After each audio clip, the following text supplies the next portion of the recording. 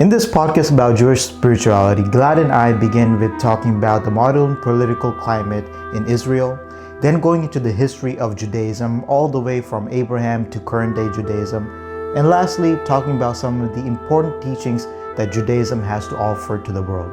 So buckle up, and starting with the modern political climate, here starts the podcast. I kind of fell off social media a little bit. Well, what topic were you doing? I'm a musician. Oh, yeah, you were telling me. Oh, yeah, you Spotify, right? Yeah. What type of music? Like indie soul. Okay. Sad songs. Oh, is any of it motivated by faith? Yeah, a little bit of it. Okay. It's definitely circumstance of faith because some of it was written during the war and very affected. Like the topics were very affected by the war.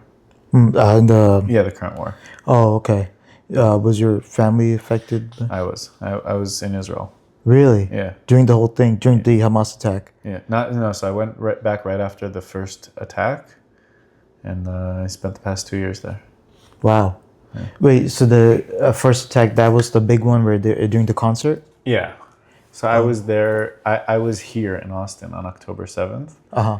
And then I went back to Israel the next day. That is crazy. So after the attack, you went back there. Most people would do the opposite. That's one of the special things about Israel. I was not the only person to do that. Really? A lot of people went back, rejoin the army for reserve duty. Wow. That's crazy. It's a different energy. Yeah. And is your family there, or? My parents and siblings live there, and I have relatives that live here in the States, but my close family lives in Israel. And do you mind me asking, what's the situation there now like? Is it better? In terms of the war? Well, the war is technically over. There's no peace deal, but there is a ceasefire. Okay. Most of the hostages are home. There's one hostage that's still being held captive, which is still a big deal. Preferably we'd have no hostages being held. And there's still microaggressions on either side. So you have they'll shoot at us and then we'll retaliate, and then we'll shoot at them and they'll retaliate. It's not really a peace. Yeah. It's just not fighting full throttle at the moment. Right. And is there at least peace in the middle part? Of what? Of Israel? Or is it the edges that the fight is? So Gaza is... the two main friction points in Israel right now are the northern border, which borders Lebanon, and Hezbollah there is regaining power where... Because Iran funding them. Exactly. Yeah. And then you have Hamas, which is a tiny little strip of land on the northern tip of the border between Egypt and Israel. Okay. So if you can picture the west side of Israel, you have the Mediterranean on the top half, and you have the border with the Sinai Desert on the bottom half. And right at the top where the border with Egypt meets the Mediterranean, you have Gaza. You have Gaza. Wow. And it's just a tiny strip of land. So the people who really feel it, and especially at the beginning of the war, felt it with Gaza, were the people who live in the kibbutzes and the small little towns villages, right outside of Gaza. Wow. Yeah. Okay, that's interesting. Yeah, it's insane what a teeny strip of land with literally 40 square miles. I don't know what it is, but it's just brought an entire country to their knees one morning. I know. So sad. It was literally them flying in suicide bomb. It's insane. Last political question. Just because you can ask as many as you want. Okay. How do you think Netanyahu is handling it? Are you in favor of it or against it? I think that's a very difficult question because I'm not a fan of the way he's handling it, but I don't I'm trying to put the corruption thing aside from how I see him handling it, because I don't know if he's corrupt, and nobody knows if he's corrupt until there's a sentence, and even when there's a sentence, we don't know if he's corrupt. I have a feeling he probably is. Most politicians. Yeah, that's exactly the thing. It's I feel like I think that there are no... I've never seen a politician where I was like, this is a squeaky key. I trust this guy. I've never thought that about a politician. I don't like the way he's handling the war. Regardless, I think that he made a lot of bad decisions that I genuinely disagree with. Waiting so long, like October 7th happened, and then we waited like 3 to 4 weeks before we actually went in. That's a long time. And that's time that was valuable time. That's the money time. Or even missing the intel, right, of them attacking. Yeah, like all of that stuff. I don't know all the details behind that, but that, like, if he did, then yeah, that's also a horrible mistake. The thing that I don't like about the whole Netanyahu thing is the fact that I feel like his opposers in Israel and in the world have kind of made it as it's like, this is your fault. You're the enemy. And it's like, no, actually, the people whose fault it is and the enemy were beheading babies and raping women and killing innocent people. And it's like, he definitely could have and should have done a better job. But like the word murderer, traitor, guilty, it's like the actual person who wants to kill us did and will keep on doing that. It's like, and he made a horrible mistake that he should be judged upon and step aside because of her. And that I can agree with. But I feel like and this is right and left in Israel is a bit of a tricky thing because it's like, but the people who would call themselves the left in Israel. Right here. Not exactly, but the people who would call themselves the left in Israel are like using the hostages, or we're using the hostages and using this whole thing to take to the streets against Netanyahu as if the right in Israel isn't for bringing the hostages home and ending the war. It's like, I feel like they did like a huge disservice in Israel by, like, I think that the right can be in Israel might be guilty of like they're guilty of is of being like a semi-religious state, and I think that the left is very guilty of divisiveness. Okay. Right. Like, I think that's like, if I had to like say like what I don't like about either side, it would be those two things. It would be like that the right's religious, left's so divisive. Yeah, because the problem with being a religious state is that's what our enemies are. Like Iran, Lebanon, all of these Islamic states that like there are Islamic states that aren't religious states who aren't our enemies. Abu Dhabi, like obviously they are Muslim countries, but they're not Islamistic states, right? And and their courts of law are not religious courts of law, right? Whereas if you go to Tehran, you're going to be judged by a religious figure. Obviously, there will be a legal figure, but the law is the religious law.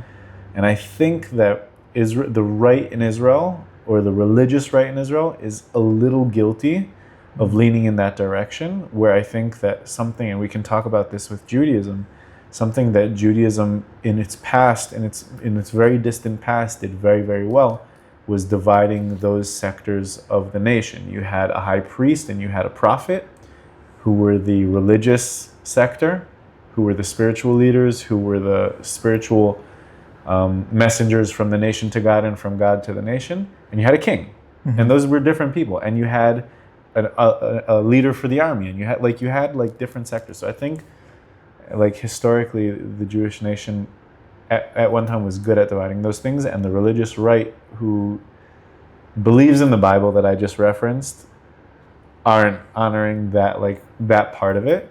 And I think that the left is very, in Israel and here in the States maybe, are very to blame with, if you're not with us 100%, you're against us, and we can't sit on the same side with you. Yeah. It's that's a huge shame, because the people who actually want to kill you don't care if you're right, left, religious, or secular.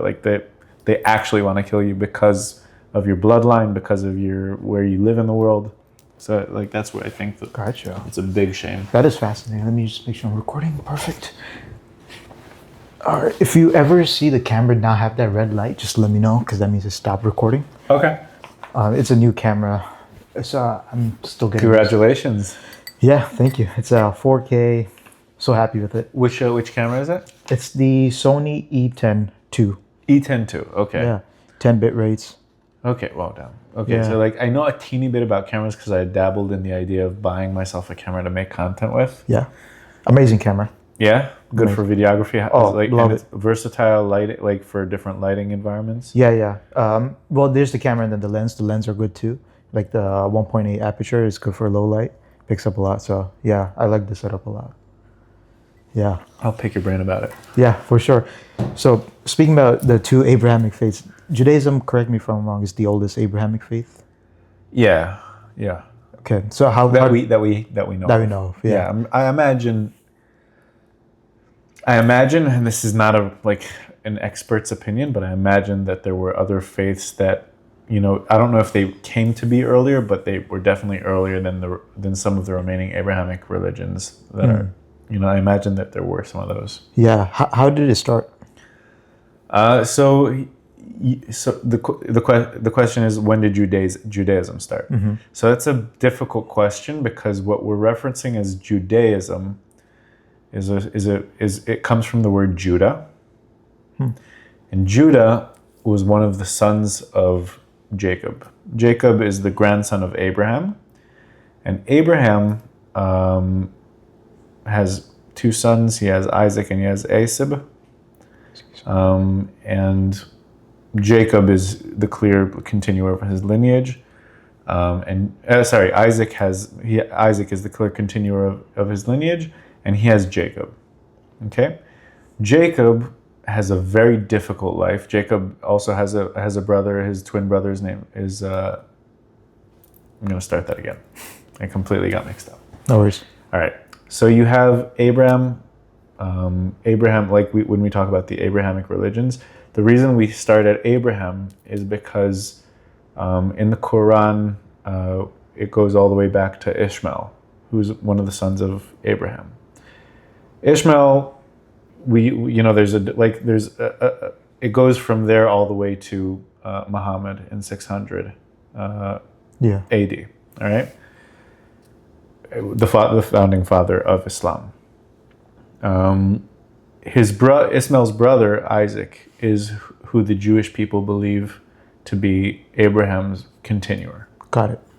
All right, he carries the torch until he has two sons, Esau and Jacob. Okay.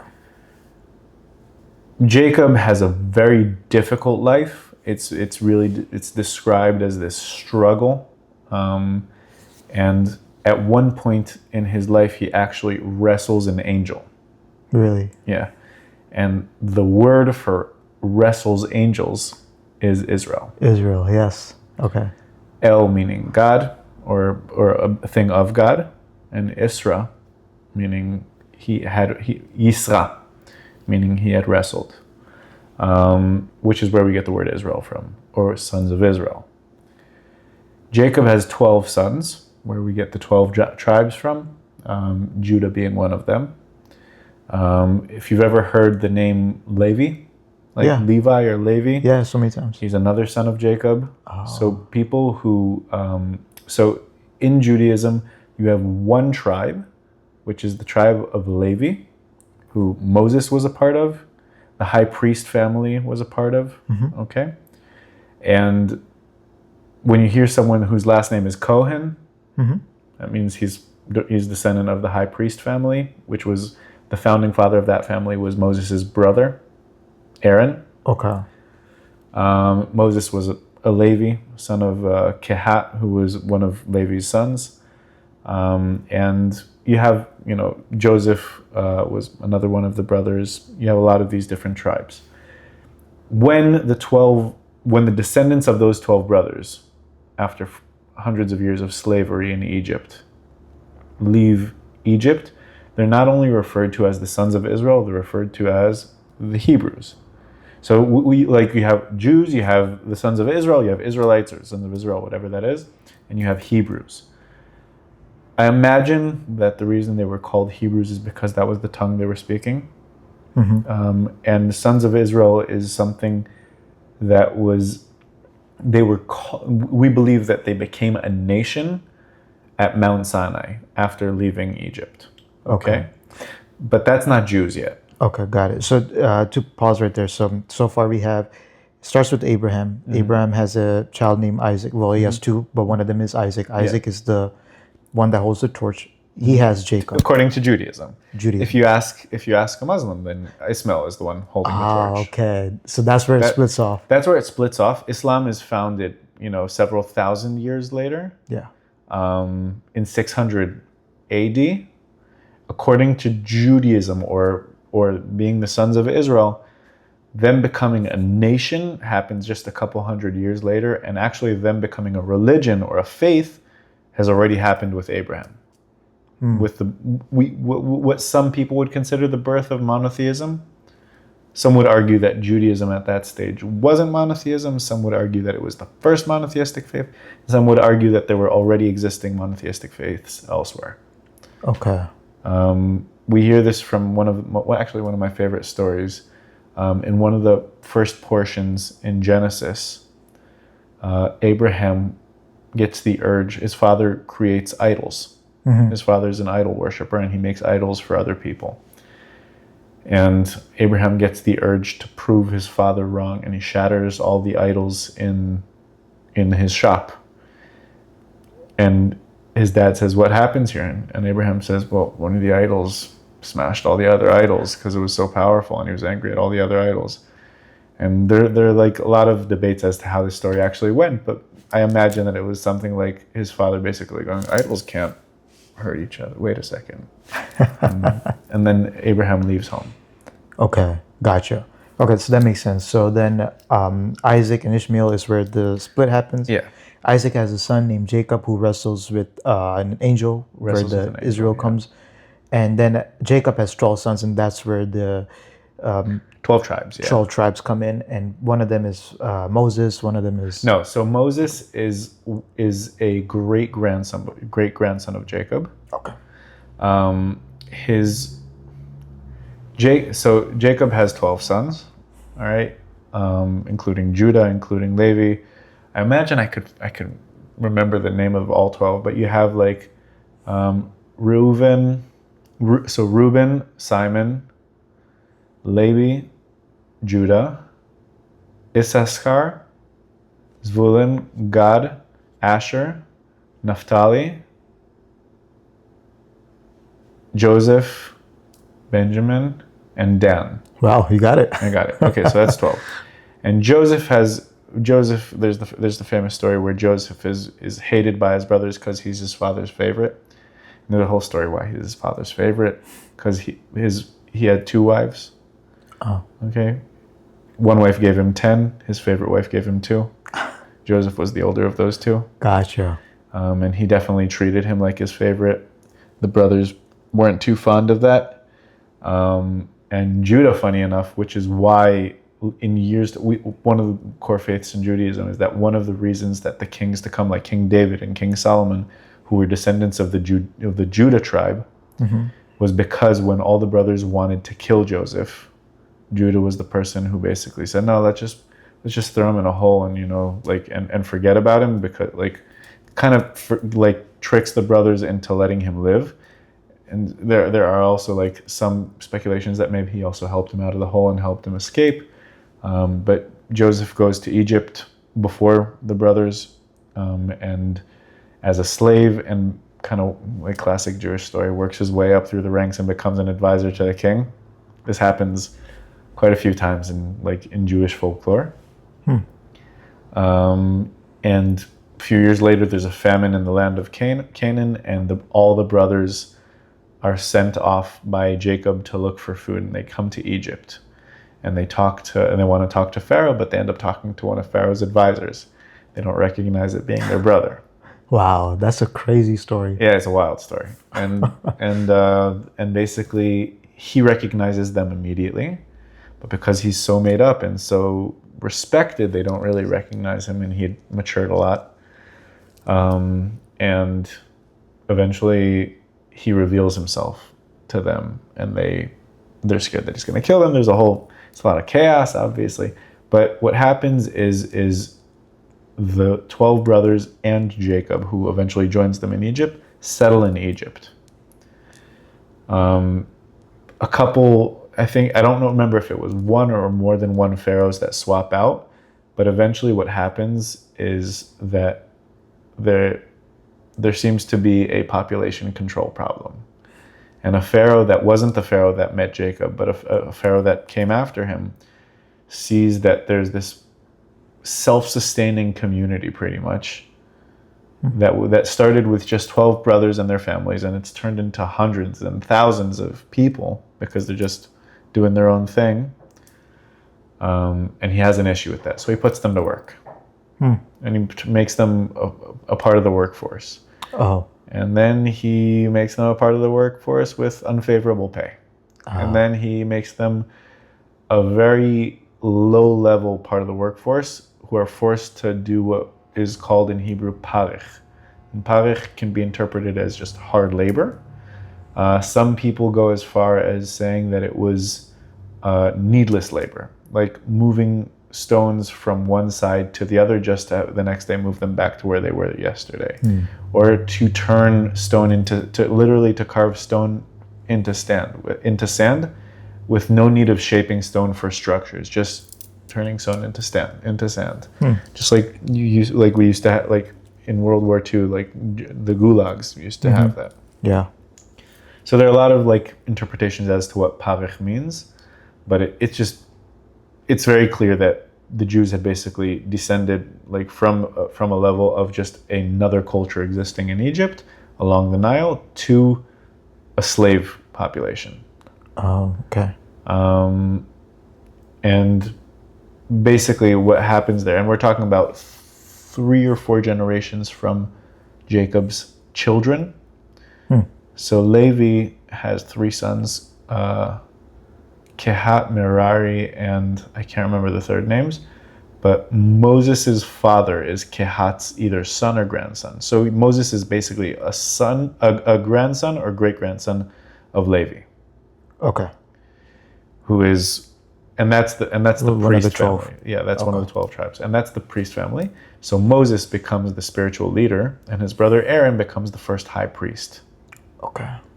And the name Kohen, which is actually funny if you think about it, because in ancient Hawaiian culture, the big kahuna is the high priest. Ah, okay. That is funny. It's there are a lot of like weird things there, like between Hawaiian culture and Hebrew culture. There are a lot of words there that it's just kind of like, there's no way you guys didn't meet. Like this, someone had a cup of coffee somewhere.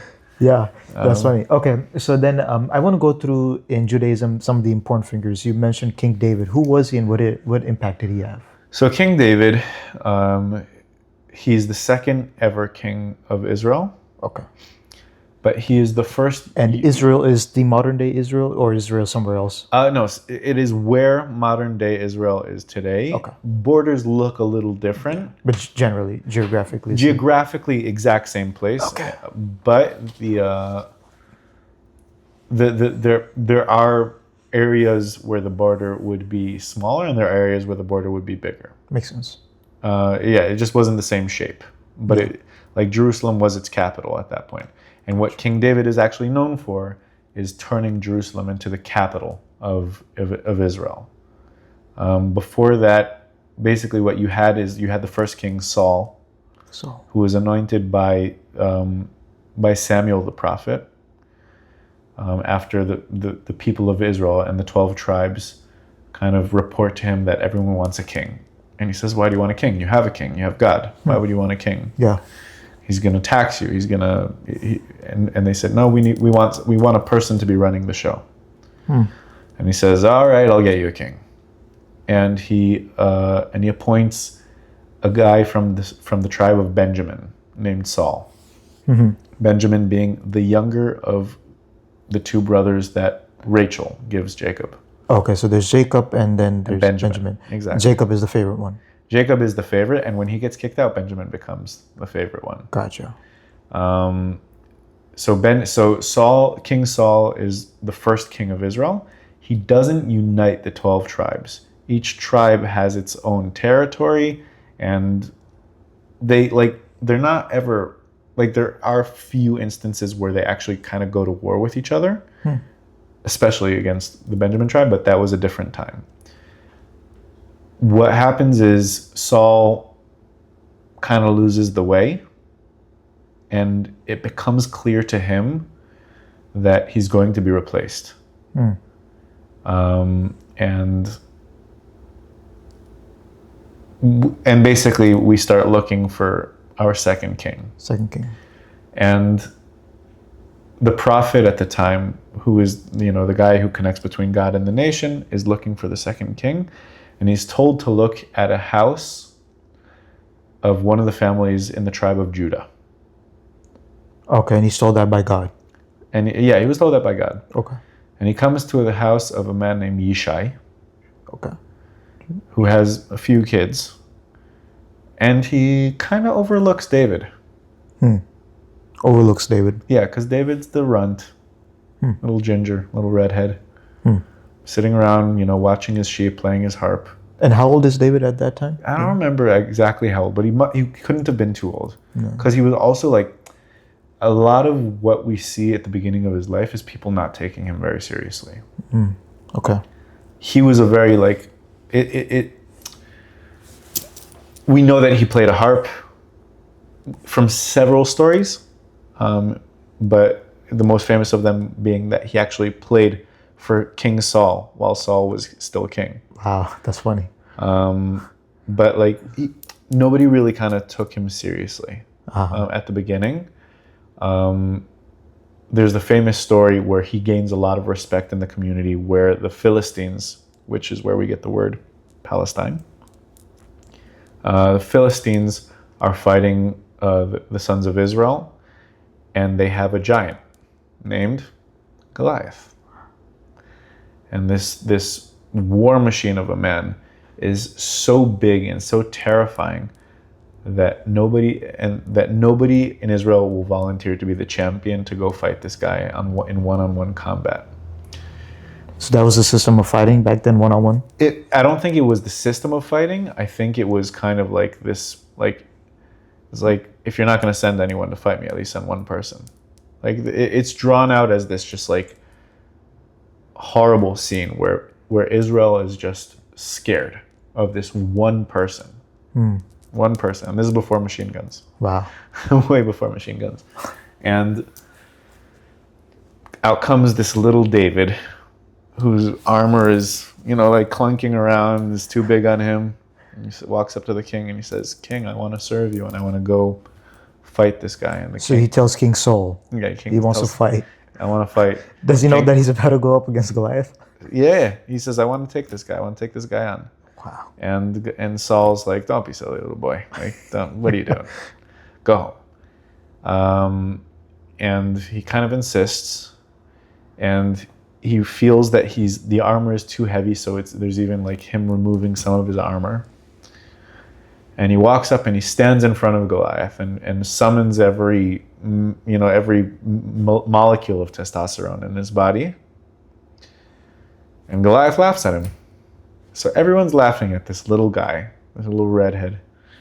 And he picks up a little stone from a river and stands right across from Goliath and swings it around and shoots it right through his skull.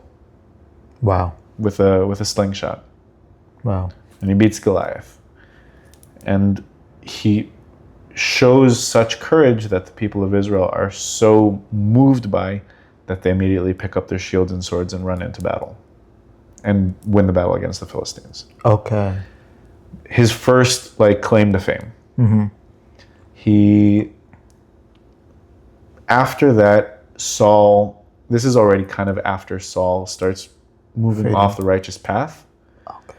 And he gets envious of David. He doesn't realize yet that this is going to be the person to replace him, but he definitely feels envious of this guy who has so much admiration from the people. And there are a few instances before the actual war starts between the two that Saul tries to kill David. Oh, wow. One of them while David is playing harp for him. So basically what happens is, and people have to remember, even though these were ancient times, we're talking about people, we're talking about emotions, we have to think about the motivation of things. It's the people got a glimpse of a leader that they could stand behind, chances are that it's not only that Saul wasn't religious enough or wasn't, like chances are he dropped the ball. Like you asked me about Benjamin Netanyahu. I wonder what, Saul's financial policies were. Yeah. Like who got left behind that. It's a human. Yeah. Yeah. It's not only a human, but it's like people, it's not like people were stupid back then. It's not like they were just like, oh, this guy's more charismatic, so let's root for him. It's like, what was he selling? Like, what was Saul not doing that King David showed a glimpse of? And that was the ability to win battles, maybe.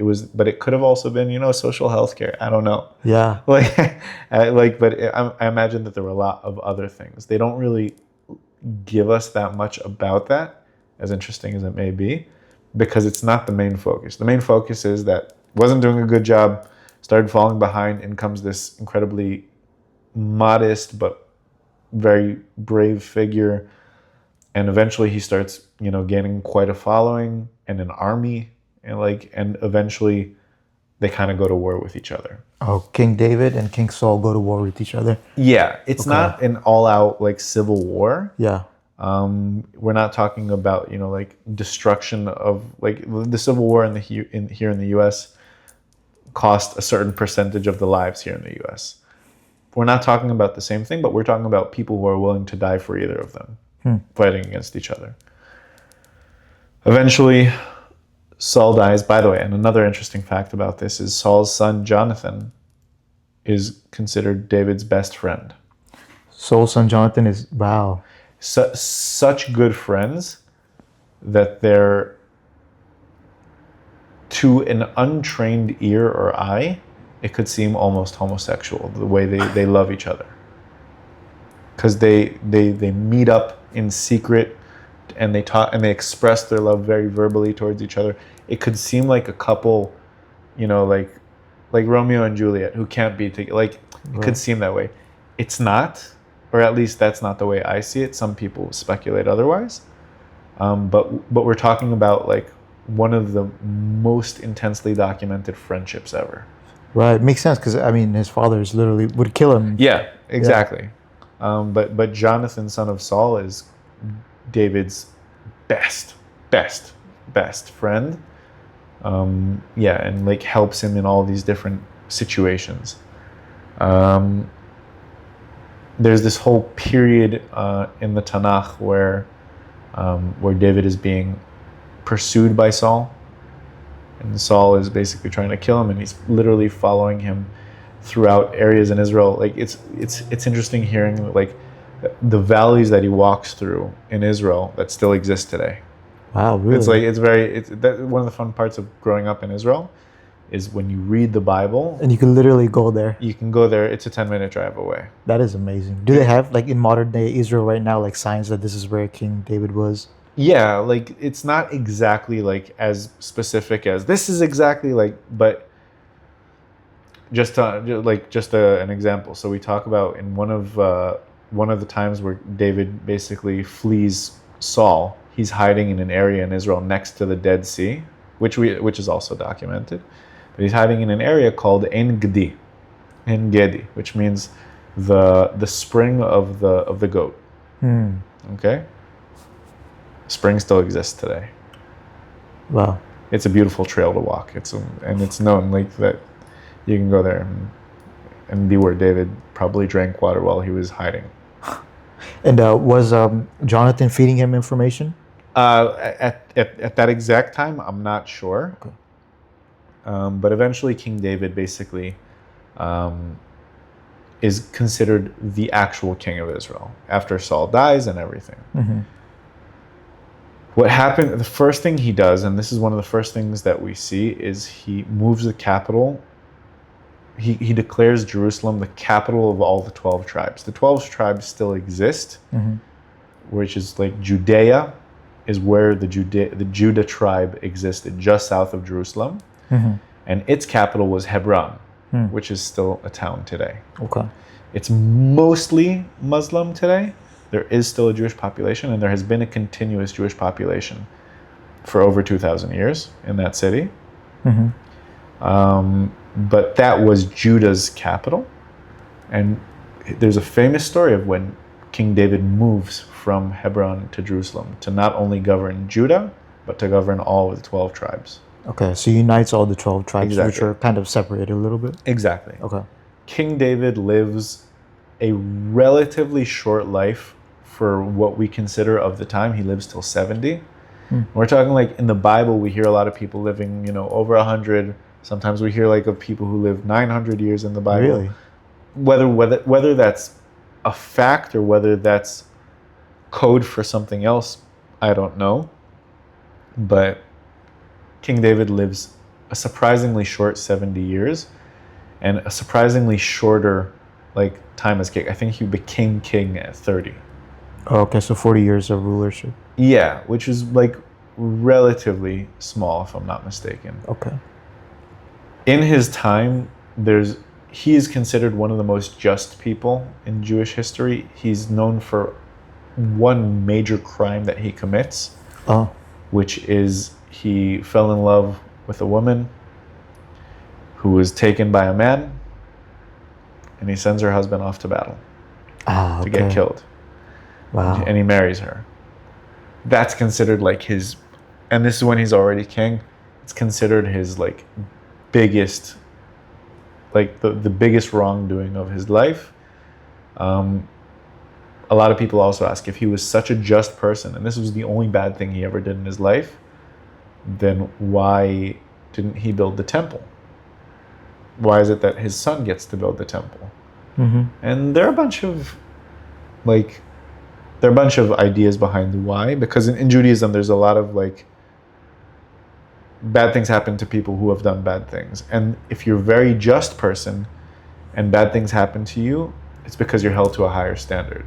Like Moses, who's considered the greatest prophet of all time, who was the only prophet that we think of having like kind of an open dialogue with God, as opposed to other prophets kind of, God, when he feels right, can, approach them, but Moses can just turn it on and off.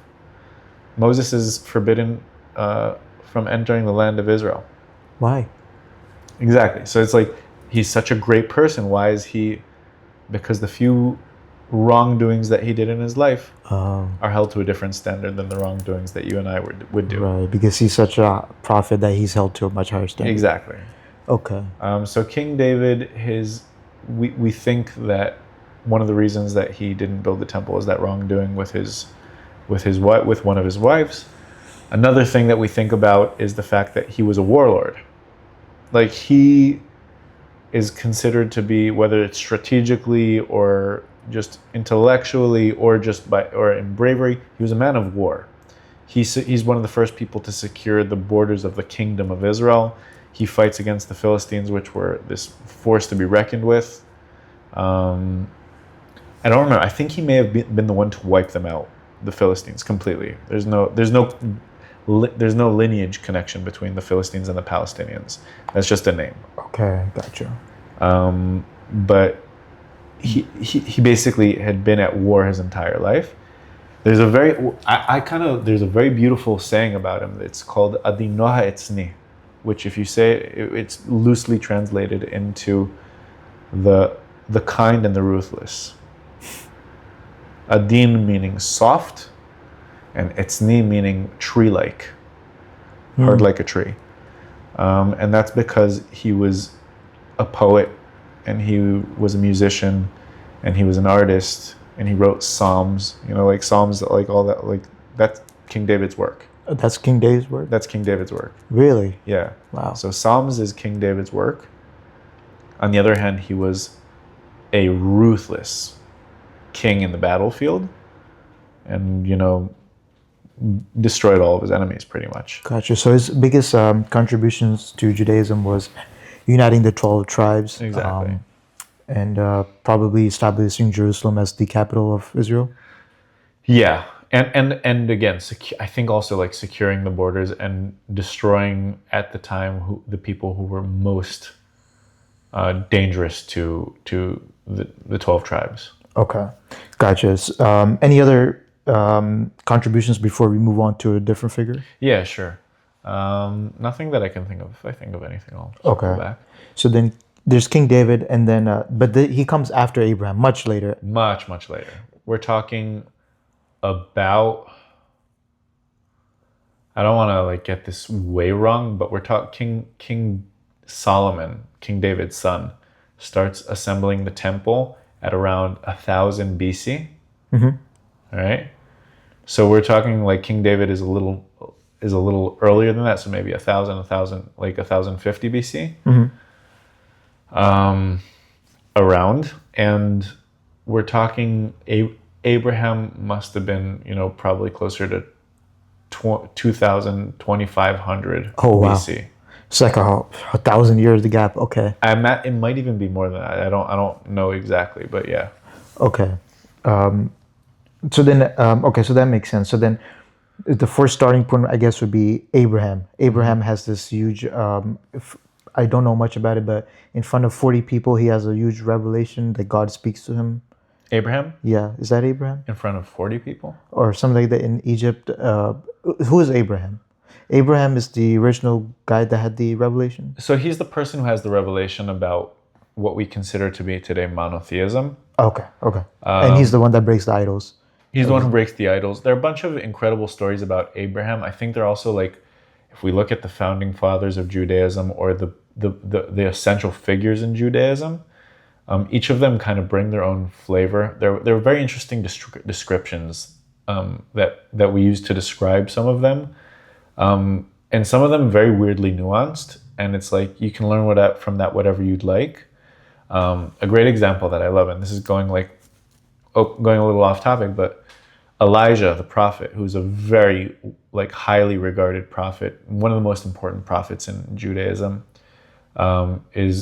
we know that he had very long hair and wore a specific kind of robe. And his direct student, who takes over after he dies, even though we believe Elijah forgot to die, kind of got swept up into the heavens. His son, Elijah and Elisha, was bald. And it's very odd that we know those things about both of them. Yeah, how do we know that? Do with it what you will. But it's like, there's like this idea in Judaism that if it's written for a reason. Like when we say King Solomon built the temple, do you really think that a king got down on his hands and knees and started cutting rock and stacking it? No, he had an architect from Lebanon, and he had a drape guy from Persia, and he had all these things. It took him 7 years to do it. It's like, okay, so he didn't do it, but we write that he did it because what matters is that he's the guy who made it happen. Yeah, he's the guy who brought it to being. He wasn't the feet on the ground; he was the decision maker. So why do we know that Elisha was bald, and that Elijah had long hair? It's very weird to me, but it's very interesting. Have scholars thought about why that's? I think there are a bunch of speculations. Okay. I think that there was also, I remember when I studied this in school, they were like, it's beautiful that they can be so different from each other. Okay. There's not it's not like God's looking for someone with long hair or short hair. No. it can be either. That's funny. Is there any other important figures in Judaism before we move to the next question? Yeah. So I think that if I had to start from chronological order. Okay. Yeah, because you give I bounced back and forth. Yeah, so chronological order and one short thing, how they contributed to Judaism. Yeah. Okay. So you have Abraham, the founding father of the founding fathers, the idea of monotheism and the idea God promises him a nation. Yeah, when he's 70. What's that? When he's 70, right? When he's really old, God tells him to come out of.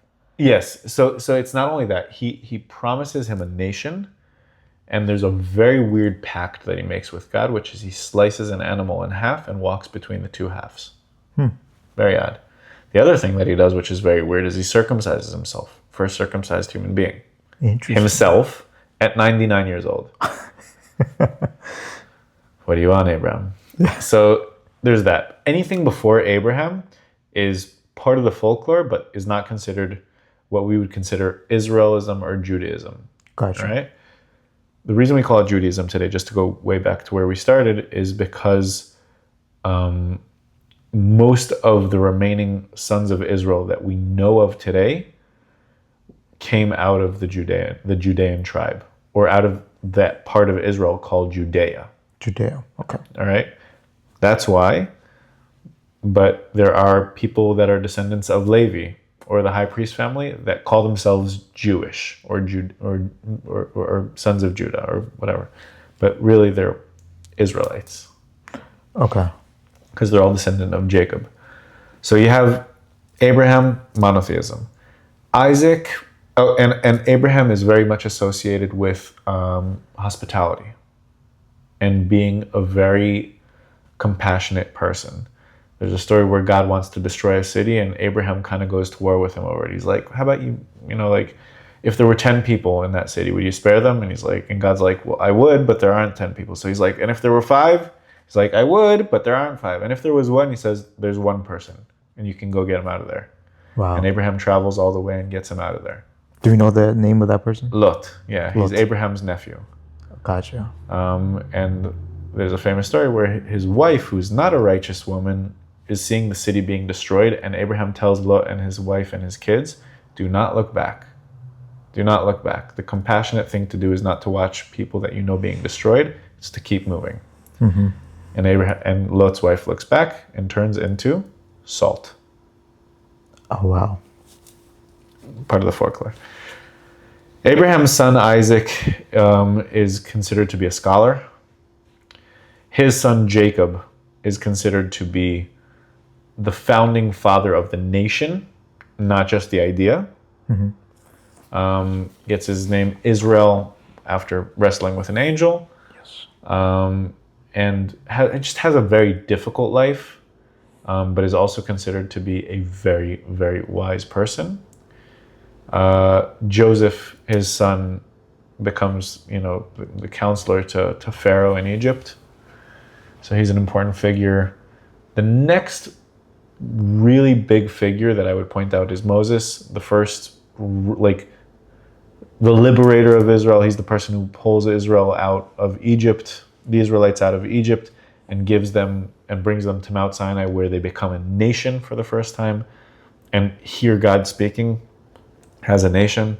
Oh, that was Moses. Okay. That was Moses. Gotcha. His brother Aaron is the founder of the high priest family. Mm-hmm.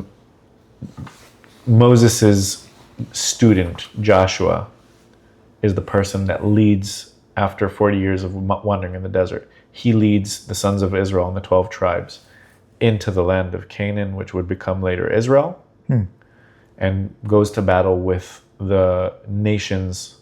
I think it was 7 nations that lived in the land of Canaan. He goes to war against these 7 nations and settles everyone where they need to be, and divides up the land of Israel into birthrights.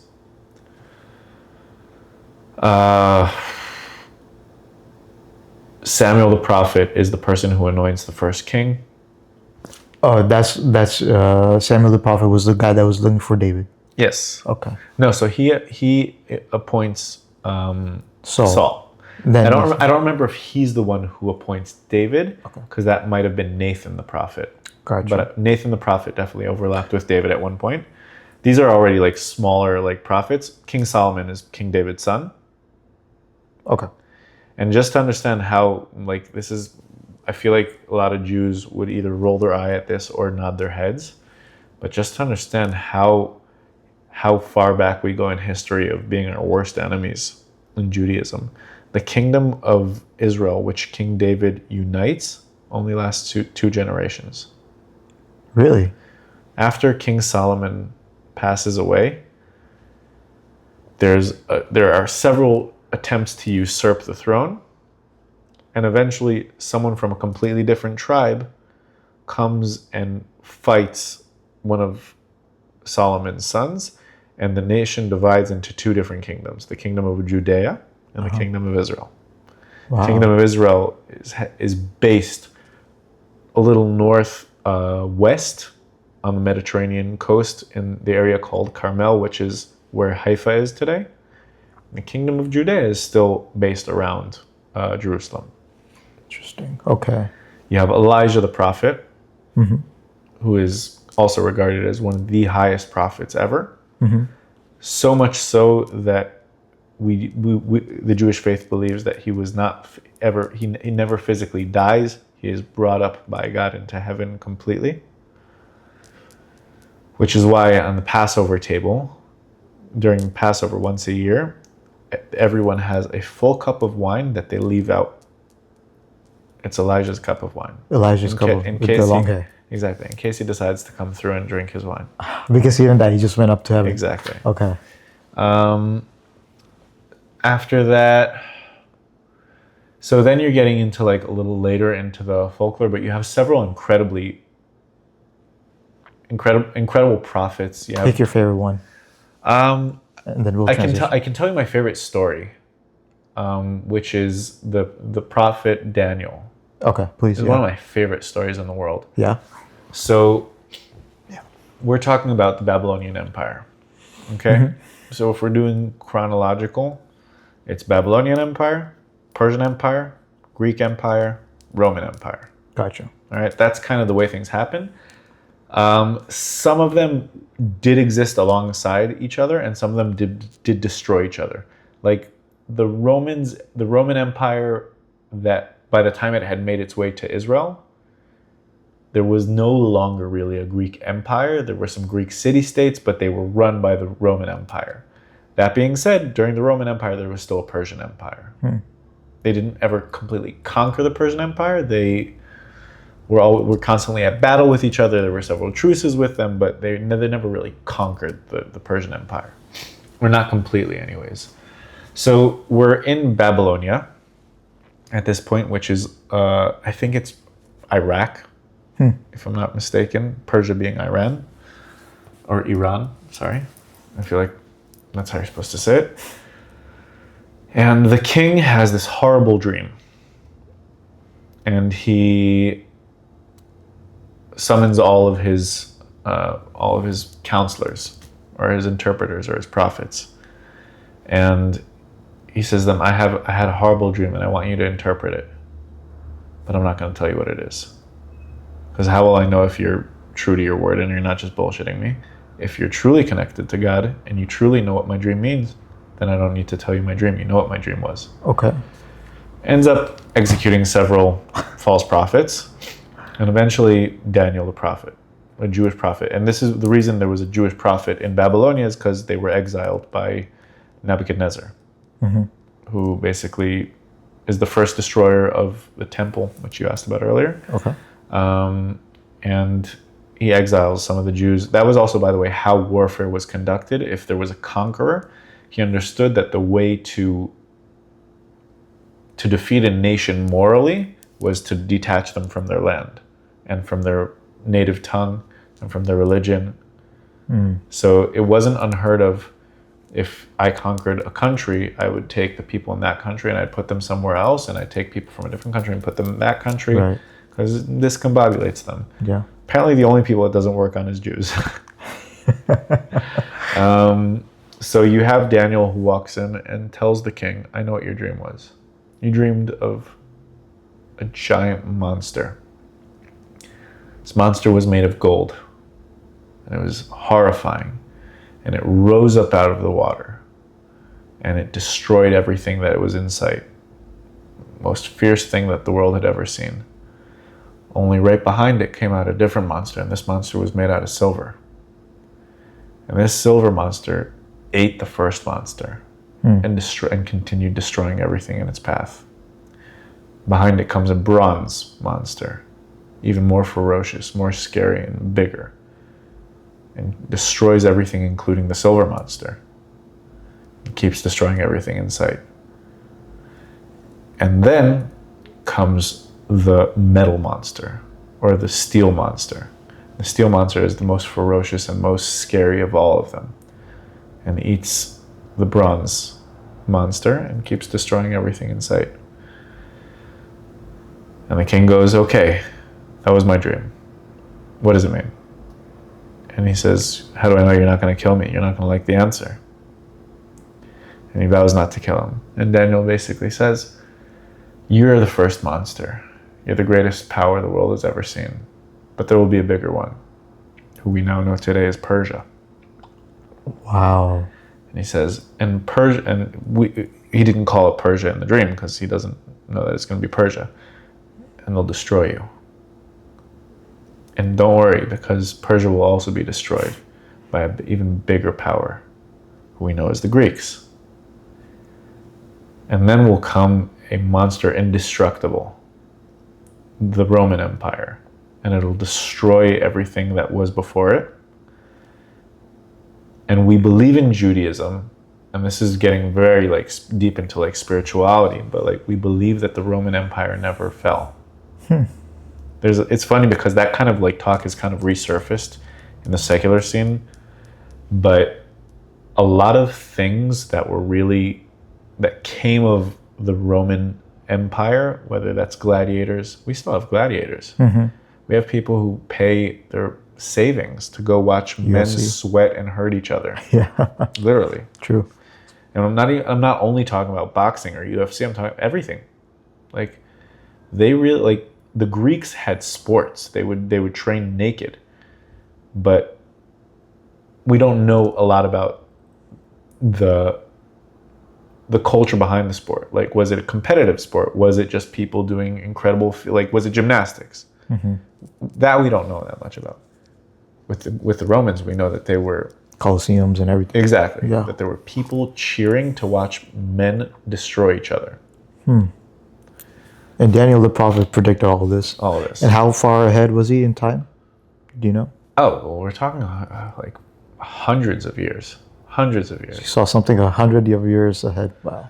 So it's, again, he doesn't call it the Persian, Greek, or Roman Empire. He says that these are powers that will destroy everything that you've worked your entire life to create. And he does also say that the Roman Empire will be the last empire will be the longest. And the reason it's the longest is because it's not just a ruler. The Roman Empire shapeshifted so many times before what we consider to be its fall. But even that is debatable. It's like, well, did it fall in 600 or did it fall in 1400? Because the capital moved from Rome to Constantinople. Like all these different things. It's just like culturally, we still live in that culture. In that dog eat dog, gladiator, anything for distractions culture.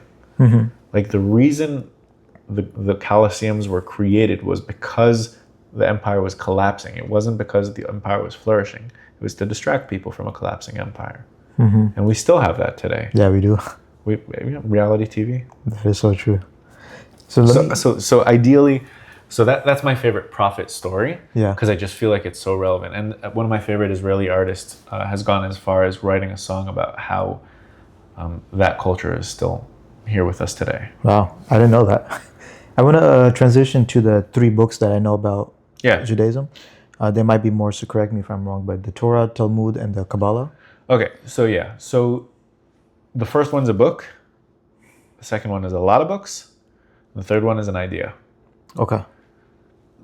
So the Torah, and I'll even broaden that and say Tanakh. So you have the Torah, you have the Nebiim, which is the book of prophets, and you have the written books, which are the Ketubim. That's that's the Old Testament. Okay, the Torah, which is the first 5 books, which we're all very aware of. Old Testament. Old Testament. No, but even the Tanakh, like the entire Tanakh is Old Testament. Oh, so the Torah is more than the Tanakh. So Tanakh is made up of Torah, the 5 books of the Torah, the books of the prophets, which is Nebiim, Ta-na, T-N, and C-H is Ketuvim.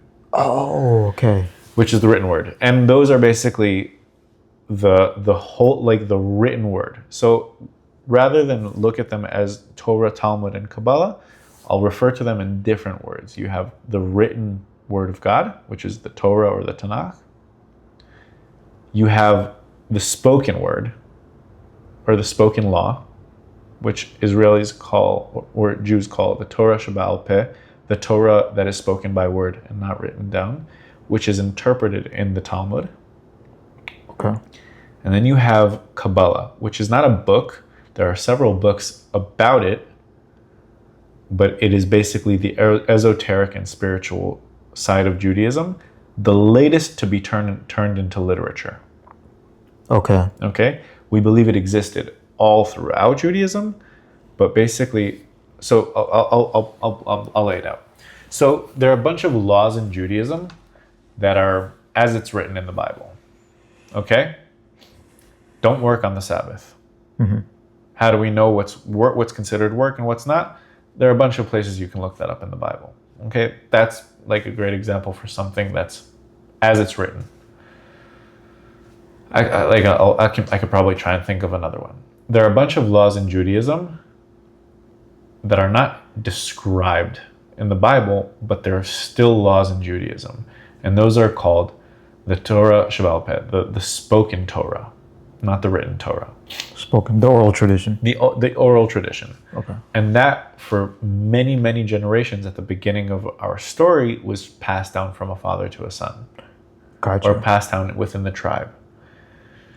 What happens eventually, during the first exiles of the Jewish people, like especially in Babylonia, the Jewish scholars in the different communities start realizing is like, this is not going to look good, and we're facing quite a long diaspora.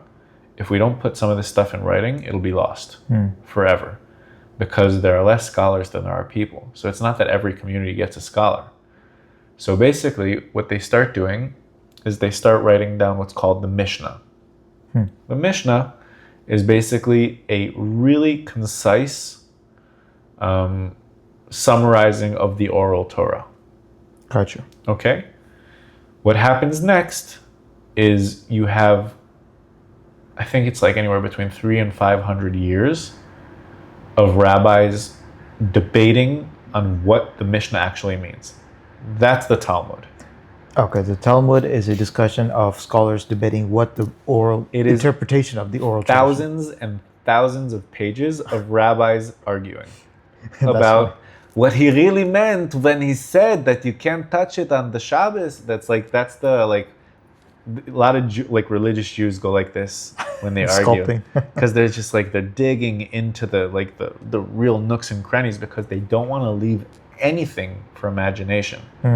I'll go as far, and this is my favorite way to just show how deep they go into detail. They're discussing rape and rape laws and what this means if a woman is raped and what it means for the man who raped. And it's a very touchy subject, and the guys are really rolling up their sleeves and talking about everything. And they want to make sure that they cover everything to understand what rape is considered, that they get to the point where they say, what if someone who is naked and is standing on a roof falls off the roof into a woman? No way. Is she considered rape, and is he considered a rapist? Because those are two different questions. Because this has been forced upon her, but did he intentionally force himself upon her?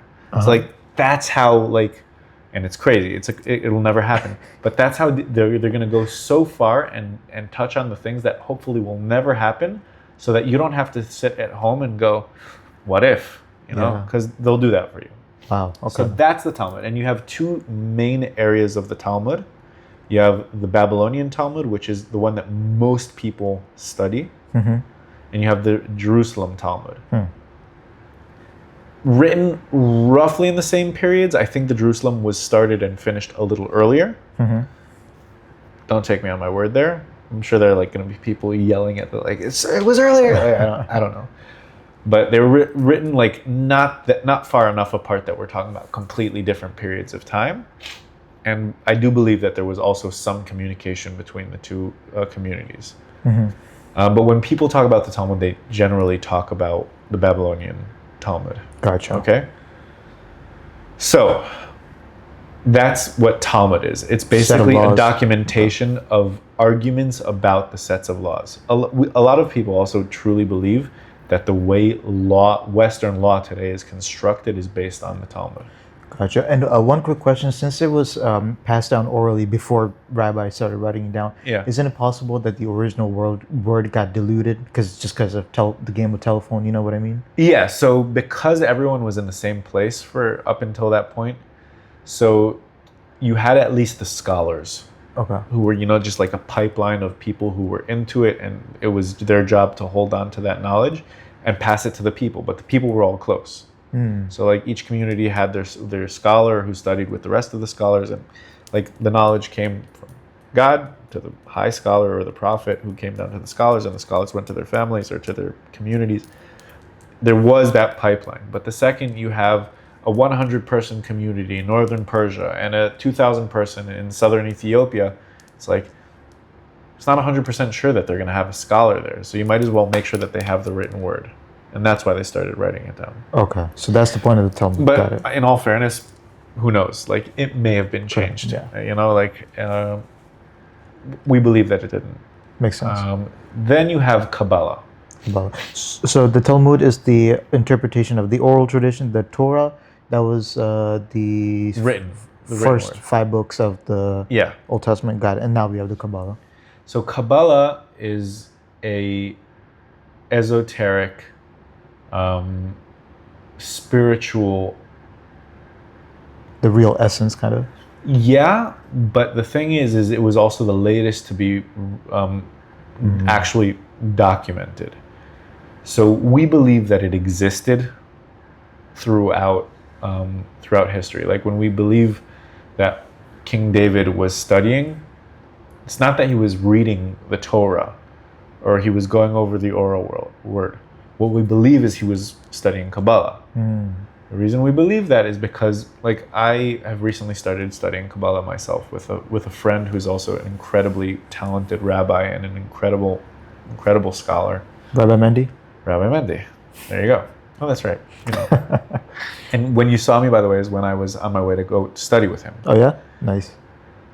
There are so many areas and interpretations of Kabbalah which, like, I'm studying with him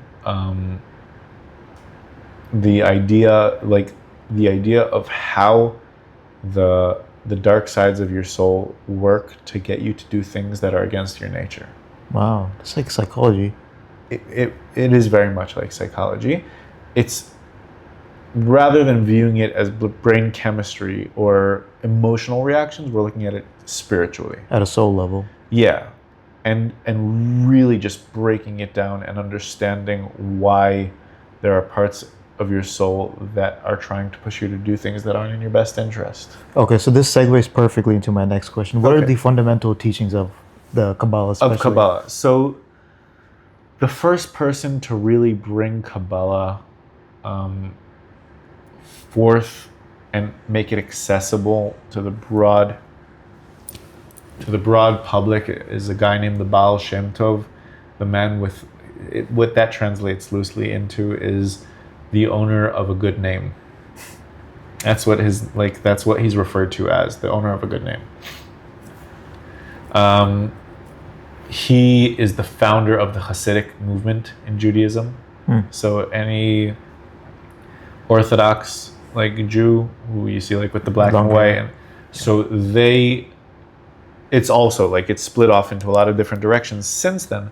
But Hasidic Judaism started with the Baal Shem Tov, and the Baal Shem Tov, or the owner of a good name, is the person who really breaks out the Kabbalah as something to be broadly studied. And up until then, it was really kept within the rabbinic community, where only the leaders of communities studied Kabbalah, and some communities, after you hit a certain age, you could start learning Kabbalah. Whereas in Hasidic communities, especially like Chabad, where Rabbi Mendy comes from, people are studying Kabbalah at a very young age. Is there a reason why it was kept a bit of a secret in the rabbinic community? Yeah, and in some parts of Judaism, like in modern Orthodoxy and in different sects of Judaism, it still isn't studied until later age. A lot of where in the community I was brought up in, most people don't touch on Kabbalah until their 40s. There are a lot of reasons as to why that could be. Maybe it's associated with a wisdom that comes with age. I don't think I have a good answer, but I know that they're just you can. I feel like they're you can if I were to use my imagination as to why, it was not something for the broad public, is because it's a very powerful thing. It is, yeah. And I think that there's something that happens when you're over the hump in life, where your ambitions are more inward as opposed to outward. Like, I don't think you're going to see a lot of 60-year-old men, I mean, like, trying to take over the world. Yeah. Like, you only have 60-year-old men who are still trying to hang on to the world that they took over in their 30s. Yeah.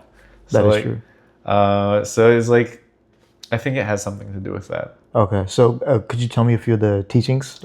So I've really only started to dabble in it, and I'm really enjoying myself because like you said, it's almost like I feel like it's almost a therapy session. Yeah. And not to cheapen neither the word therapy nor the word Kabbalah, but I genuinely feel like it's not laws as much as it's understanding the currents of the spiritual world, both within you and outside of you. And I think that was something that had always been missing for me. Yeah. I became very curious about it. Yeah, because a lot of religions have these laws: don't do this, do this, do that. Exactly. Yeah. But I guess the thing that is underpinning all of that would be the essence of what religion is. It seems like Kabbalah is kind of touching that. It definitely is. So it definitely is a lot of the why, as opposed to the what. Does that make sense? Yeah. But not only. Okay. Like I'm literally scratching the surface, so I don't want to do it any disservice. I read an incredible book that I can reference called "The Jew and the Lotus." Basically, a delegation of quite a few rabbis go to meet the Dalai Lama, and this is a true story. It was in the late 90s, if I'm not mistaken, maybe early 90s, and they actually discuss Kabbalah while they're there, and the numeric values of letters, and these incredible in-depth things with the Dalai Lama. And it was just like, that was like the first time that I like looked at Kabbalah, and I was like, I think I'm gonna go for it. Like, I want to study this stuff. Yeah. But it's very interesting. Interesting. I want to speak a little bit about the customs, the prayers, the different religious holidays. Could you go through some of the main Jewish holidays and what they're important for? Yeah. The holidays or prayers? Let's start with holidays. Holidays. Okay, so you have holidays in Judaism break up into a few different kinds of categories. You have like biblical and rabbinic holidays. So you have holidays that are mentioned in the Bible, like Yom Kippur, Passover. Those are as big traditions as Judaism itself, and have been celebrated at the exact same date of every single year in the Jewish, in the Jewish calendar for as long as it's existed. And we're talking thousands of years. Then you have rabbinic holidays. So Hanukkah is a rabbinic holiday. Okay. Because what we're talking about in Hanukkah is our struggle with the Greeks, which happens almost 1,000 years after, even more. Yeah, around 1,000 years after the story of Passover. So that's a rabbinic holiday. Purim, the one where all where Jewish people dress up and get drunk. Ever hear about that one? Shabbat. No, dress up in costumes, I mean. Okay, no. So dressing up and getting drunk regularly is Shabbat. But yeah, but Purim, once a year, is when we commemorate our struggle against the Persian Empire. Oh, all the empires that Prophet Daniel was saying. So those are two out of the four. We don't have. So there's another one so you also have happy and sad holidays. So you have people don't know this. Yom Kippur is actually a happy holiday. It's treated like it's a sad holiday because it has a lot of weight to it, and it's a very intense holiday. You're not allowed to eat on that holiday. You spend 90-something% of it in synagogue praying, and a lot of the prayers are around forgiveness and making amends and doing better. But it is considered a happy holiday. Then you have a holiday called the 9th of Av. Av is a month in the Jewish calendar. And the 9th day is a fast day, and it commemorates the destruction of both of the temples. There were 2 temples. Okay. That's a sad holiday. Yeah. That's one where you walk around in defeat. And I remember when I was a kid, I grew up right outside of Jerusalem. And Herod who was one of the last sort of Jewish. He was Jewish, also Roman, is one of the Roman governors over the kingdom of Judea. And after he dies, the second temple is destroyed. He had a palace right outside of Jerusalem, about 5 minutes away from where I grew up, and it's called Herodium. Mm-hmm. Herodium. He basically carved out a mountain. All right. We believe that that's where he collected taxes. So he didn't really have support from the Jewish community. The reason he collected taxes there is because when he first tried to take the throne, he was kind of thrown out. And he fled into the Judean desert, into the Herodium area. And when he gained power, because the Romans gave him power because he was a good politician, and he went to Rome and, shimmied his way up. When he went back to Judea to rule, his tax-paying palace was where he had to flee to. It was basically his revenge. What he basically did is there were two mountains, and he leveled one out and took all that dirt and piled it on the second mountain to make that mountain even bigger, and then hollowed it out from the inside. And turned it into his palace. We believe that the few Jews that were able to flee Jerusalem as it was being destroyed, some of them made their way to Herodium and watched the Temple Mount burn from there. So every Tisha B'Av, which is the day that we commemorate the destruction of the temple, people from my area all drive up to Herodium and read the book that you read on that specific day, and it's a very powerful experience. Interesting. So those are you have those, you have happy holidays, you have sad holidays, you have rabbinic holidays, and you have biblical holidays. You have fasts, and you have let's eats. You have there's some days where whether it's for happy or for sad reasons, you fast. You have holidays where you're commemorating. So Passover, one of the commandments about Passover is telling the story of the Exodus. One of the reasons you eat the matzah on Passover is because of a quote in the Bible talking while the Exodus was happening. They were in such a rush. Think about, you're packing the house, you're trying to get all the food that you can ready.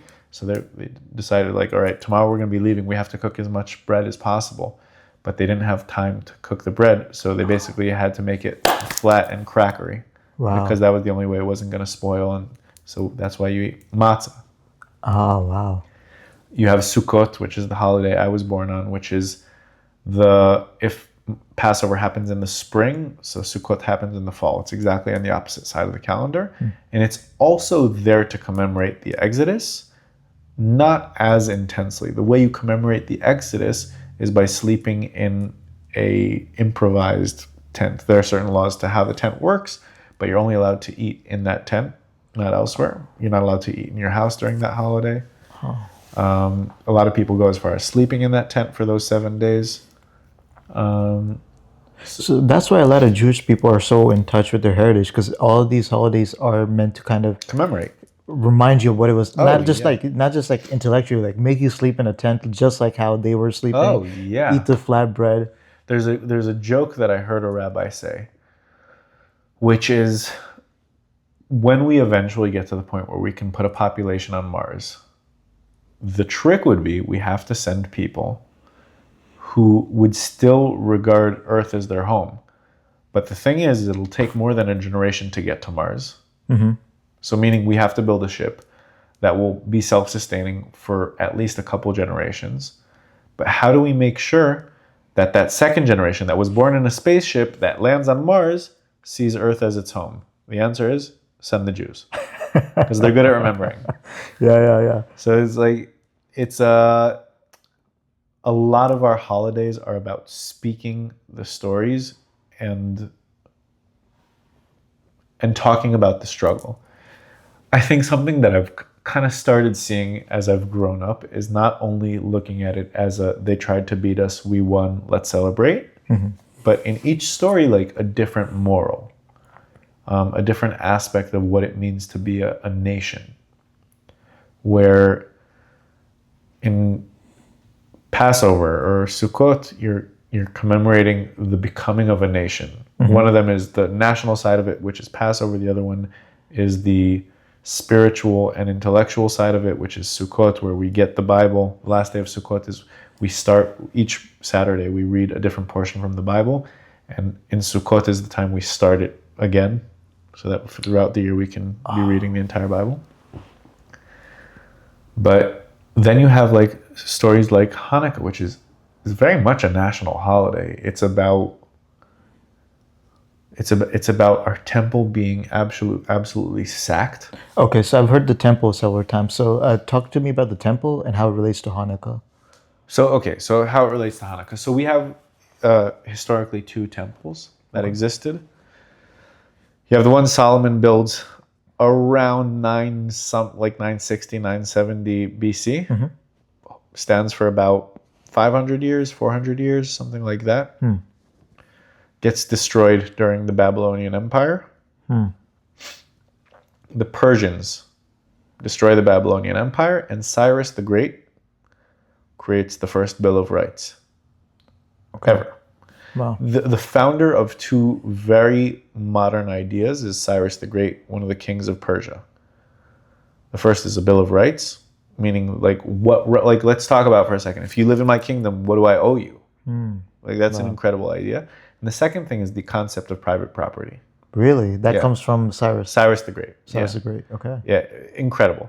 It's not actually the first time we talk about private property, because when the Jews leave Egypt and enter into the land of Israel, they divide Israel into birthrights. So that is private property, but it's the first time an empire is talking about private property. Even when Persia owns everything between India and Ethiopia, which is huge. Yeah. Even then, there is such a thing as private property existing within the Persian Empire, which is pretty incredible. So part of his declaration, and this is a famous declaration, is he tells people who were moved from their homeland to go home. One of them being the Jews. So part of the Jewish community living in Persia does exactly what Jews are famous for doing throughout history, which is blowing it, and they decide to stay in Persia. A different part decides to go back and rebuild the second temple, about 70 or 80 years after the first one was destroyed. Okay. Sorry, who destroyed the first one? The Babylonian Empire. Babylonians, got it. Okay. Yeah. The first Persian kings were, by the way, no huge friends of the Jews or anyone else. It's just Cyrus the Great was like, and it wasn't that he favored the Jews specifically, even though there is some documentation of him interacting with some of the Jewish scholars. It wasn't them specifically. It was basically him saying, everyone go back to where you're from. Like, we might be able to do this peacefully. Okay. I don't have to rule over you with a hard fist. Gotcha. When that happens, the construction of the second temple happens, and it stands until, I think, 70 AD. So we're talking around another 500 years, 500, 600 years, maybe a little less, where a few years before it's destroyed, Herod, who I just mentioned, renovates the temple, because Herod is known for struggling with both his Roman and his Jewish identities. So he wants to be a good Jew. So he renovates the temple, which is destroyed 70 years later. Okay. And then there's the third temple, or Doesn't exist. Doesn't exist. Didn't exist. So is there one being built now? No, there isn't one being built. So Temple Mount is an area in Jerusalem where the El Aqsa Mosque exists today. That's in Israel. That's in Israel. Okay. Yeah. Well, it's in Israel. I consider it to be Israel. There are people who would consider it to be Palestine. There are people who would consider it to be, like there are a bunch of different interpretations. You're speaking to an Israeli. You'll have to. Makes sense. Yeah. So the old city of Jerusalem has been conquered by everyone. All right, the Romans, the Byzantines, the Persians, the Arabian Empire, the Muslim empires, the Ottoman Empire, like everyone has taken Jerusalem. The Crusaders have taken Jerusalem. Everyone's taken Jerusalem. So you have different parts of Jerusalem that have been built over each other.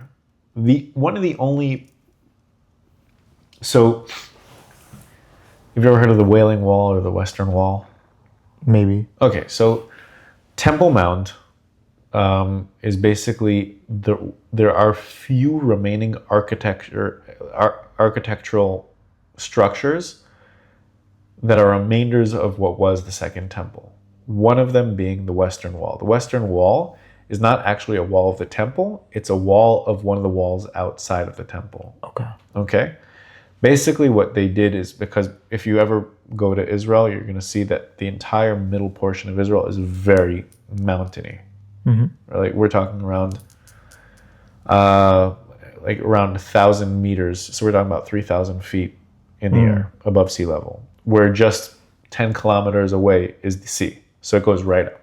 Oh, wow. Yeah. So you have Temple Mount. Christianity has its claim to it for the obvious reasons. You also have one of the oldest Christian communities in the world still in Jerusalem, called the Armenians. The Armenian community. Yeah. You have the Muslims claim to Jerusalem. They never call it their most sacred place. They call it their third most sacred place. The most sacred being Mecca. I'm not sure what the second most sacred one. What? Medina, maybe. Yeah. And the third being Temple Mount with the Al-Aqsa Mosque.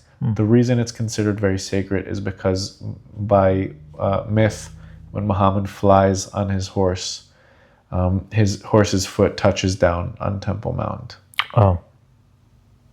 Got it. So basically, when in Jewish, there are certain ways of interpreting this. Some people think that it will be a physical structure. Some people think that it's an ideological thing or a spiritual idea.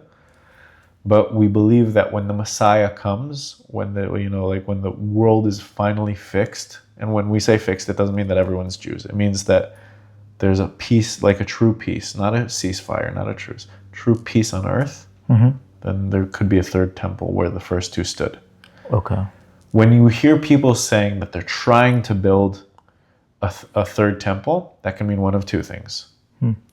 One, that could mean that you're talking to a pretty extreme religious, right-wing Israeli. Like they're I wouldn't call it Israelis, but you could be talking to someone who is a little fanatic on that front. Or someone who is accusing someone of being that. Okay. Gotcha. But like even today, it's like even though Israel technically does govern over Temple Mount, it's still very difficult as an Israeli to get on Temple Mount. And there are very serious laws restricting what you're allowed to do on Temple Mount. Like a Jew is not allowed to pray on Temple Mount. If you think about it, it's kind of crazy. One of the only places that by law a Jew is not allowed to pray is in the holiest place that the Jews have. Just because it has like a Christian influence, Islam is Just because they don't want to stir the pot. Okay. Okay. So in the 6-Day War, in 1967, Jordan kind of owns most of Jerusalem at this point, the country of Jordan. And the 6-Day War, a lot of the Arab countries launch an attack on what is at that time Israel. And Israel not only retaliates, but is able to push back the forces from Jordan, Syria, and Egypt, not only back to where they were, but even further. They win during that war the Golan Heights. They win Judea and Samaria, which is called the West Bank. And they win Sinai Desert and Gaza. Oh, wow. So it backfired on the people attacking. Israel tripled in size over 6 days. Oh, wow. Yeah. So what happens is a few years later, there's a peace treaty between Egypt and Israel. Israel says, take back Sinai and Gaza, and Egypt says, we'll take Sinai. We don't want Gaza. I wonder why. Yeah, shocked. The Golan Heights are, as of 2000, and I don't remember exactly what year, but are no longer considered an occupied territory and are considered an actual part of Israel. Syria kind of releases its claim on the Golan Heights. And Judea and Samaria, aka the West Bank, where I actually grew up, is basically the reason it's called the West Bank is because while that was part of Jordan, the Jordan Valley went right up from north to south. So anything on the east side of that valley is considered the east bank of Jordan. Anything on the west side of that is considered the west bank. Okay. And when Israel conquers it back, Jordan's like, we don't want it. And again, there's a very clear reason for that. I don't know if you've ever heard the term Black September. No. Black September was, if I'm not mistaken, in the 70s. It may have been in the 80s, but I'm not sure. Jordan is till today a majority Palestinian country. Really? Yeah. So it was a little piece of trivia. So end of World War I, the British and the French divide up the Middle East in a treaty called Sykes-Picot. Okay?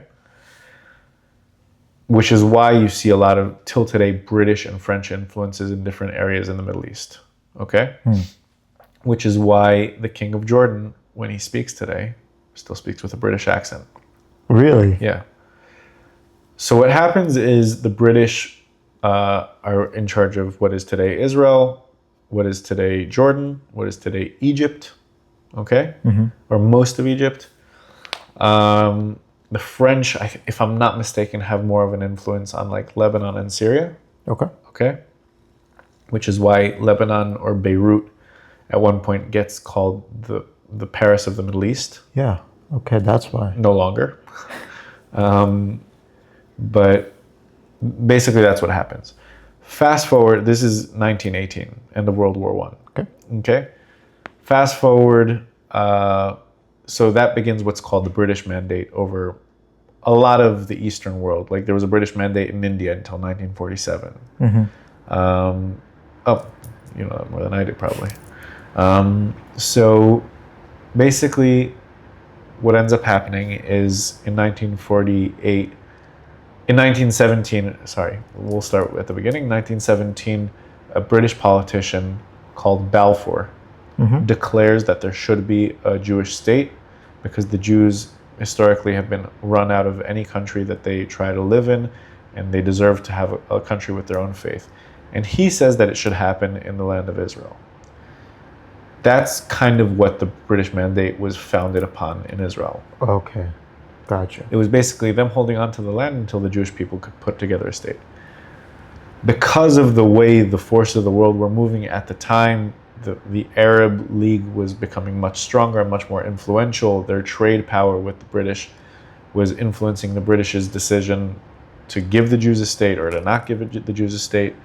And basically the Jews start putting together these militias to fight the British out and defend themselves against the Arabs in the region.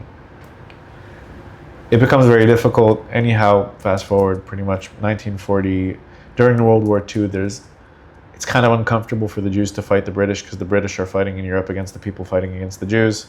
Yeah. There's a bunch of these yeah. Unfortunately very political decisions that have to be made. The ruler of the leader of the Palestinian community in Israel has a famous picture with Adolf Hitler. Really? Yeah. Wow. Common interest. Yeah. What a lot of people don't know, and this is something that is unfortunate, is also one of the far-right Jewish leaders in Israel at the time, named Yitzhak Shamir, who led probably the most far-right Israeli militia before the founding of the State of Israel, tries to reach out to Adolf Hitler too, because they also have a common enemy, the British. Oh, wow. Okay. Wow, this is crazy. Crazy stuff. But it's all politics, because he doesn't look at Hitler. He's like, we see eye to eye on this. It was basically like, there are people trying to take our... We could fight later, but let's wipe out our opponent. So, okay. Never gets help, obviously, from the Nazis, because they're Jew. But yeah, so basically, eventually the British are like, fuck it, we're out of here. The second the British are out of there, it takes, there are a couple steps, but the UN basically decides that there will be two states in the land of Israel. There will be Palestine and there will be Israel. And territorially, like it doesn't look too good for the Jews. Like, but the Jews are like, fuck it, we'll take it, anything we can get. The day the Declaration of Independence happens, all of the Muslim states around infiltrate Israel and start what is known as the War of Independence, which starts while the British are still in Israel and continues until a few months after they leave in 1948. Oh, wow. By the end of the war, Israel has much more territory than it was supposed to get in the UN partition plan, and has pretty much settled the pre-1967 borders. Okay. Okay? Something that's very important to understand about this is the only people who are fighting for their lives are the Jewish people. We're talking about an Egyptian army with more soldiers than Israeli population. So you say to yourself, how did they wipe it out? It's something like they didn't want the Jews there, but it's not something worth getting your entire army, moved for. Yeah. So like, it's like, okay, so we sent a couple, like battalions, didn't work out. But like, it was never, none of these countries throughout their entire history had like a war with Israel where they were like, we're about to be destroyed. Like, never. So basically, by the end of the War of Independence, Jordan holds the entire West Bank, including the east side of Jerusalem, including the Old City. And in 1967, during the Six-Day War, the IDF conquers Temple Mount. Okay. And the entire West Bank back from Jordan. And Jordan's like, fuck it, we don't want it. Because they don't want to deal with Palestinians. So basically, the reason that I brought up the whole, I just realized now, we got there eventually. But the reason I brought up the whole Sykes-Picot and French and British is because what they did in Jordan so that they could maintain their influence there is they actually didn't pick a family to rule Jordan from Jordan. They brought in a Bedouin tribe from Saudi Arabia. And basically they brought a family that they have good relationship with and, like a lot of history with, to rule over a Palestinian population because that entire region was called Palestine. It wasn't debatable whether they considered themselves a nation at this time. I don't believe they did, but it was considered a region in the world. Like the same as Balkans. Like people from the Balkans don't consider themselves a nation. It's a region. Yeah. So I have a feeling that it was more along those lines with the Palestinian people. The name Palestine originates when the Romans eventually conquer Judea. They rename the province of Syria Palestina. Philistines, yeah. That's where Goliath comes from. And the reason they call it that is after the Philistine tribe. Okay. Gotcha. Because what they're trying to do when they rename an area is the same thing the Babylonians did when they tried to remove people from their homelands. It's like, take their identity. We don't want them uprising.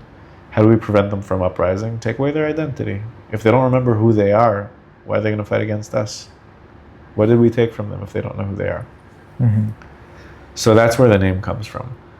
So in September, I have a feeling it was 1975, but don't take me on this.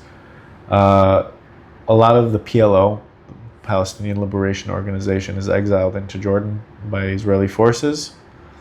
And in 1975, the king of Jordan slaughters about 10,000 Palestinians within a month. King of Jordan slaughters the Palestinians. Yeah. Wow. In Jordan. In Jordan. Population control. Wow. Women, children, everything.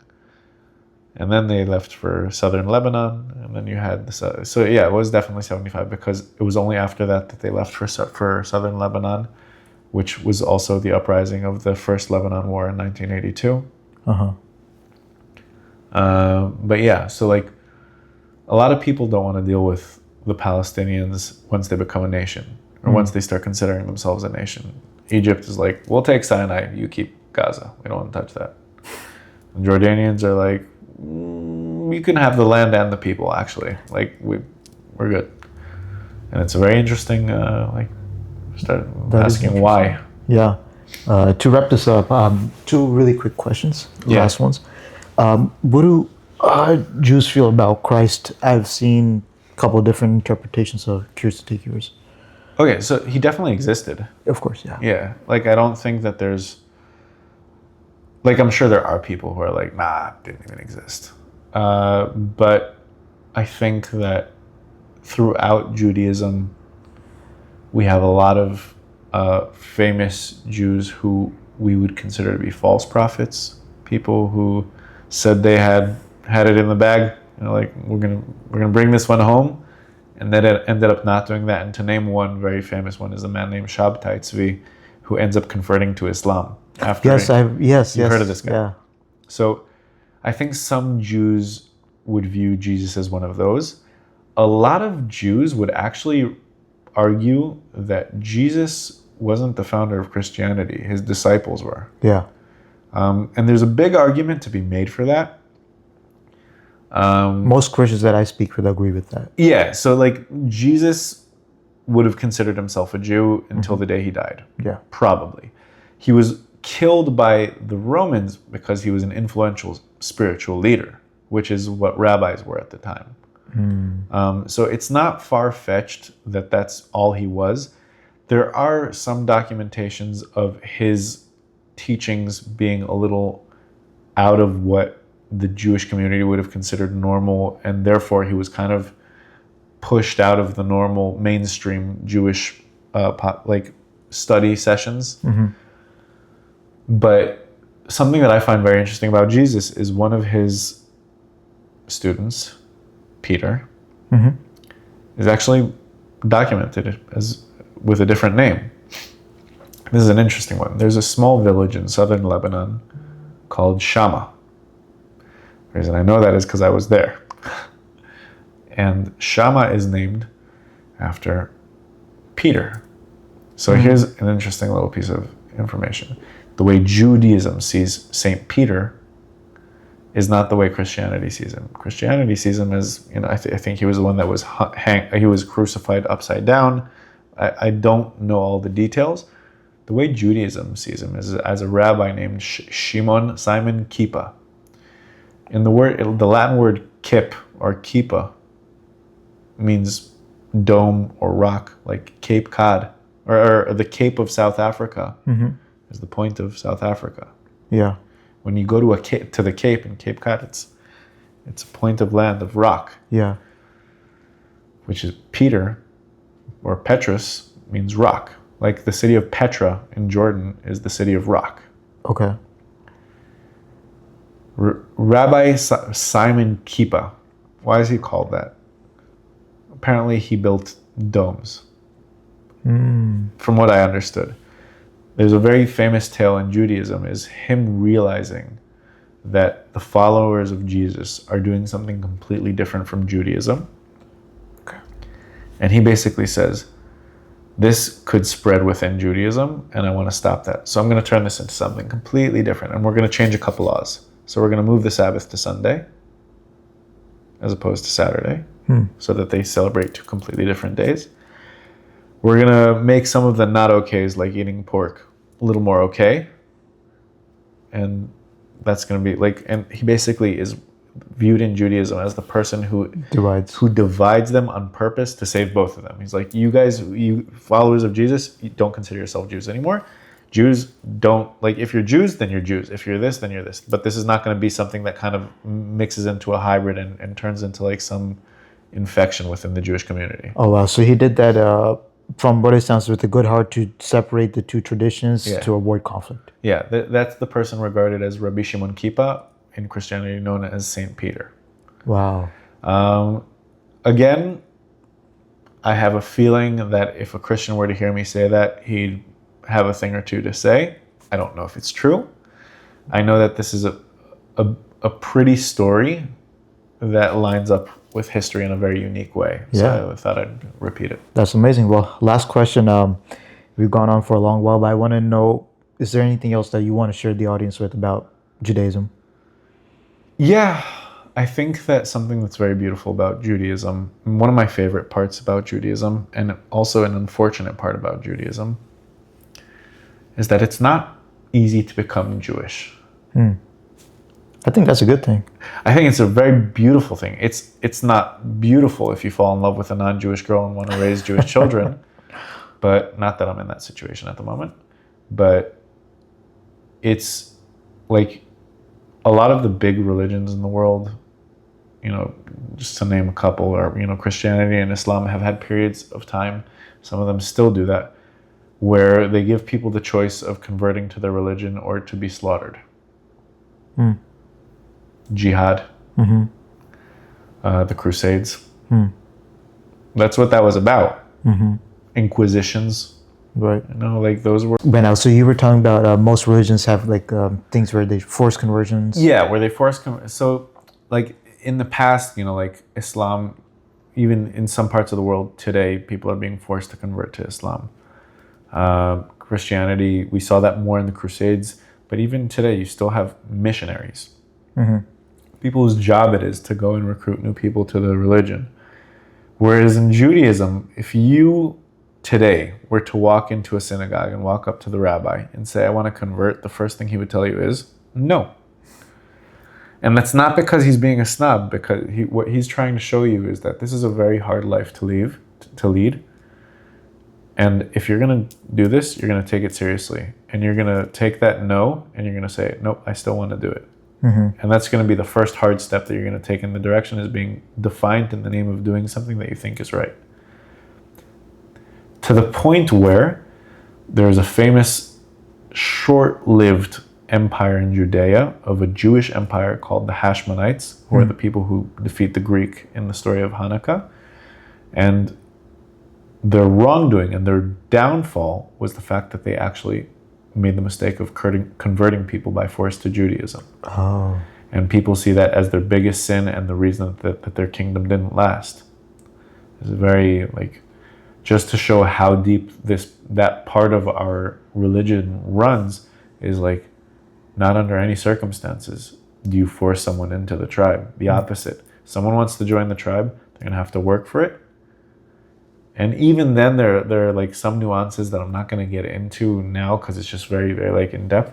I think it's kind of beautiful because it's just like... You have to work your way through it. It's not only you have to work your way through it, it's kind of us saying like, I think what's beautiful about the world, you are Hindu? So I think what's beautiful about the world is that I'm Jewish and you're Hindu. Why would I want you to be Jewish? Because you're Hindu. Why would I take that away from you? And I think that like, never in the history of Judaism, even in the barbaric world that existed 4,000 years ago, even though arguably this one's more barbaric, but even in that world where it was kill or be killed, or convert or be converted, even then we were like, close club, nope, you do you, we'll do us. It's like, I think that's such a like a building block of what we are. Yeah, that's very interesting. Yeah, I'm so happy I did this with you. I didn't know about all this history, especially going back from Abraham, which was about 1,000 years before King David. I think so. I would definitely chat GPT that. Yeah. Then comes King Solomon, he builds the first temple. Then that gets destroyed by the Babylonians. Someone builds a second temple. So the Jews build the second temple during the Persian Empire. Okay. Yeah. That's beautiful. I really appreciate you doing this, man. This was a pleasure. Thank you so much. I had a great time.